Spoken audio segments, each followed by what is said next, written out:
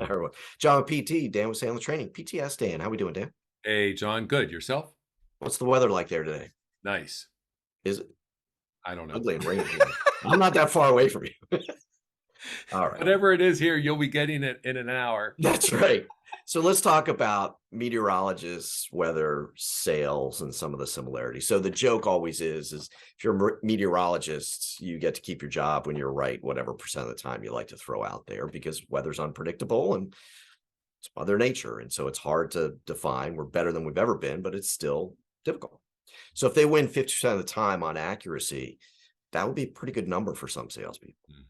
So we tend to lose more than we win unless we are only living on referrals, and we've got this vast majority of them or number of them. We step up, we strike out a lot. Baseball is another good analogy. You hit 300, you're pretty good.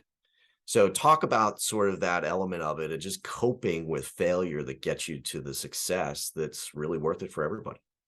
Oh boy, and we try to protect ourselves from failure. We So, do. We do. so let's pretend you're a manager and you've got a salesperson, and salesperson A closes 90% of the opportunities they're in front of, and Yep. salesperson B closes 10%. Which is the better salesperson? And it's a trick question because part of us will, well, the one that closes 90%. But the reality is that's not true Yeah. because salespeople that typically close 90% of their deals are only in front of highly qualified referrals and introductions, Yes.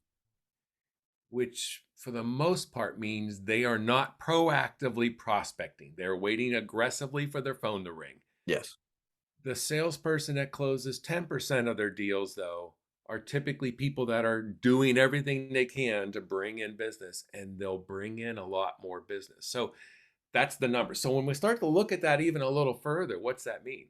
That means the person who's doing better in sales, making more money, having more activity, is losing 90% of their deals. Yep. Yep. How do you do that? You have to have that end result of, I know what I'm doing, my numbers are there, I'm going to do well, I'm and going to just stick to it. bingo. Yeah. Yeah. So when I first got into sales, I would have stacked up a handful of salespeople I was around and coached against, once they were about 4 or 5 years in, against somebody that had been doing it for 40 years any day of the week, because they were just in the trenches selling. That 40-year person, nothing against them. That's what the 4 or 5 year person in wanted to get to, but they were living on referrals. Sales skills wise, that 4 to 5 year person was great in comparison.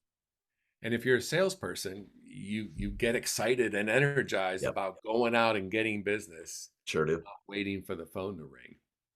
There we go. On that note, we'll see everybody tomorrow. Take care.